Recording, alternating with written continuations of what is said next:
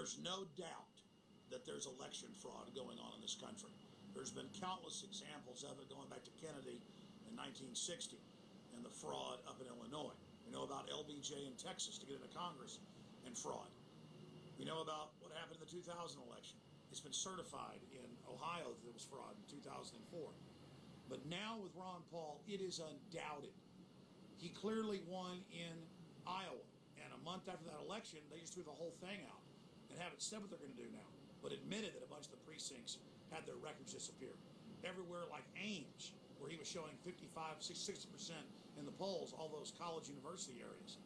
Then we saw the incredible fraud that took place in Nevada, where Ron Paul in most polls was #1, but came out #3. And then, of course, we saw what happened in Maine. There's many other examples, but in Maine, he was polling #1 in almost every poll, some polls #2. And then he came out, of course, losing in Maine, and now he's challenged it, and so they're having to go back and say, oh, we did say that Romney had won with only a few percentage points in, and a whole bunch of counties, the counties that were college areas and others that were polling the highest, they just didn't get counted that night. That's exactly what happened in Iowa, exactly what happened in Nevada. It's exactly what's happening all over this country. And finally, Ron Paul is challenging it. Listen, Stalin said, I don't care who votes, I care who counts the votes. We have a government that lied about WMDs, a government caught stealing and lying constantly. We'd be idiots to believe known liars who've been caught engaged in fraud. We've had Diebold programmers come out and say it's a scam. We've seen so much evidence of this. But the reason we got behind Ron Paul was so we could put out the message of liberty and freedom and ending the private Federal Reserve and stopping this empire that we pay for. So he's won by running, and he's winning by illustrating how much fraud there is. But let me get into more evidence of the fact that Ron Paul is really #1. First off, they told us he couldn't win. They told us he was going to lose. They told us that it would throw away our vote if we supported him, and he wasn't even the running. And still, he won all the straw polls. Still, he got the most overall donations from small independent donors, showing true grassroots support.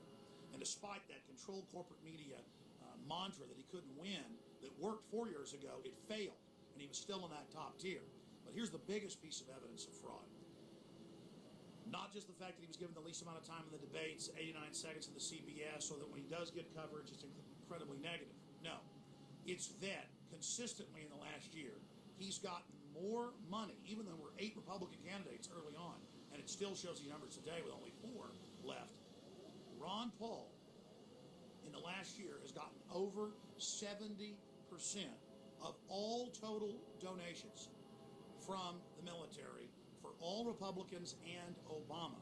And that's the big secret they don't want you to know about. Now, what does that illustrate? That where it's a straw poll, or where it's a scientific poll, or where it's flat-out donations, he's winning in every indicator that they haven't been able to game or corrupt yet. They can only game their electronic voting machines, or in the case of Iowa or other areas, he even wins the precincts, but then they don't report him in and say the truck got lost. There were no trucks in Iowa. They vote right there, they post the results, call it in.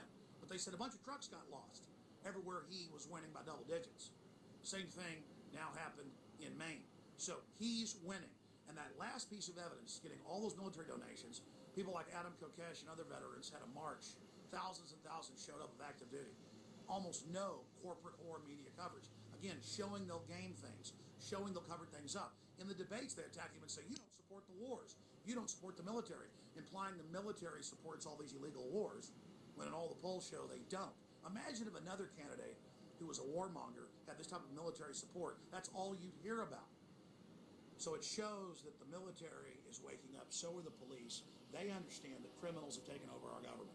And so it's a process. Even if Ron Paul doesn't win because of fraud, he is America's real president. And it shows that the ideas of sovereignty and anti-globalism and true freedom worldwide, 1776 worldwide is the answer. Now, I'm on the road traveling to Orlando to speak this next Sunday. I'll be doing reports for the Nightly News. I'll be doing my radio show live from the road every day at 11 a.m. Central, 12 noon Eastern. But when I get back, I'm going to compile a huge report with all the evidence of fraud, with all the graphs and numbers to show this to you and break it down. But you've all seen it for yourself. But get the word out. We know that there's massive election fraud.